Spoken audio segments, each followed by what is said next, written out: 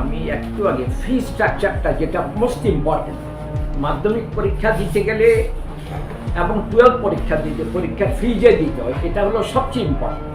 আর ওই রেজিস্ট্রেশন বা অন্যগুলো এগুলো একটু খুব কমই লাগে।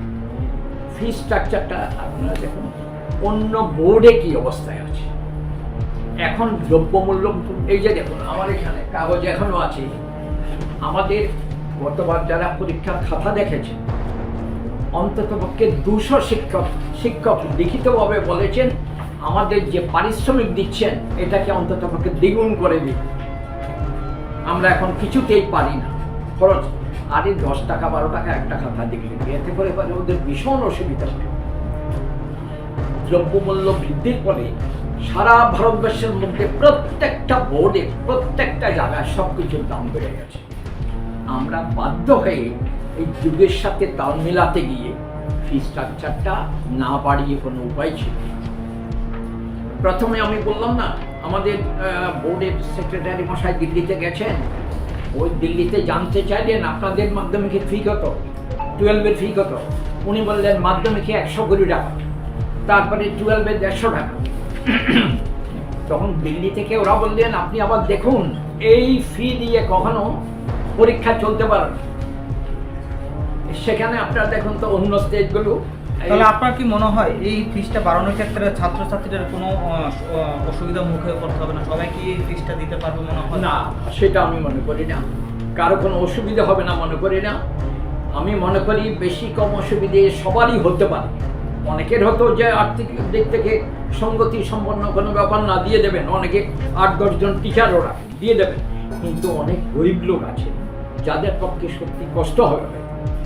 কিন্তু আজকে বিশ্বাস করুন এই দ্রব্যমূল্য বৃদ্ধির জগতে আমাদের এছাড়া কোনো উপায় ছিল না।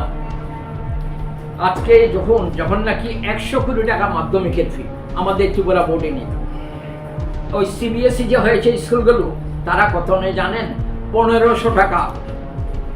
আমরা 12-এ ফি নিই 150 টাকা, আর সিবিএসই দিনে 2100 টাকা। আমরা মাধ্যমিকে নিই 100 কোটি টাকা। ওই আমি বলবো অ্যাপ্লিকেশন আপনারা দেখুন হাতের কাগজে আছে, অ্যাপ্লিকেশন ফর্মগুলো বিভিন্ন ওই রেজিস্ট্রেশন, এনরোলমেন্ট, মাধ্যমিকের বা হায়ার সেকেন্ডারি পরীক্ষার এক্সামিনেশন, অন্যান্য বিভিন্ন ফর্ম নিতে হয় ফিল আপ করার জন্য। ফর্মগুলো প্রত্যেকটা ফর্ম 10 টাকা। যারা ওরা বলেন আগে 5 টাকা ছিল, ওরা দিতে গেলে বলেন সেটা 5 টাকা তো আমাদের খুচরোও থাকে না, এটা 10 টাকা করে, এটা 10 টাকা। তারপরে রেজিস্ট্রেশন যেটা আগে ছিল মাধ্যমিকের 100 টাকা, 12-এর 200 টাকা, আর এখন করা হলো দুটোই 200 টাকা। তারপরে হলো দেখুন ওই পারমিশন ফি, এগুলো আগেও ছিল। এরপরে যেটা আমরা পরিবর্তন করলাম, বেশি সংখ্যক স্টুডেন্ট যেটা ইনভলভ, সেটা দেখুন এক্সামিনেশন ফি 5 নম্বরে লেখা আছে। এক্সামিনেশন ফি আগে ছিল মাধ্যমিকের 120 টাকা, আর 12-এর ছিল 150 টাকা। এক্ষুনি আমরা করলাম মাধ্যমিকের 300। এটা দেখুন আরেকটু বলি, মাধ্যমিকের যে আমাদের 100 কোটি টাকা, 12-এর 150 টাকা ছিল, সেটা এক্ষুনি সিবিএসই পরীক্ষা দিতে গেলে মাধ্যমিকের 1500 টাকা, আর 12-এর বোধহয় 2100 টাকা। আবার মিজোরাম বোর্ডে মাধ্যমিকের 550, 12-এ 550। মেঘালয় বোর্ডে মাধ্যমিকে 900, 12-এ 900। আর আসাম বোর্ডে দুটোই 900। আর আমাদের এখানে নতুন যেটা করলাম সেটা হলো মাধ্যমিকে 300, 12-এ 400। রিভিশন করার পরও আমাদের পুরো নর্থ ইস্ট ইন্ডিয়াতে আমাদের ত্রিপুরা বোর্ডের ফি স্ট্রাকচারটা সবচেয়ে কম। তারপরে যেটা করলাম সেটা হলো দেখুন প্র্যাকটিক্যাল ফি, যেটা প্র্যাকটিক্যাল এখানে 6 নম্বরে লেখা আছে। প্র্যাকটিক্যালের যেটা রিভিশন করা হলো, সেটা আগে যত বিষয়ে প্র্যাকটিক্যাল পরীক্ষা দিক তার ফি দিত 75 টাকা। এইবার আমাদের এক্সপার্ট কমিটি বা গভর্নিং বডি বললেন না, প্রত্যেকটা সাবজেক্টে 75 টাকা করে দিতে হবে।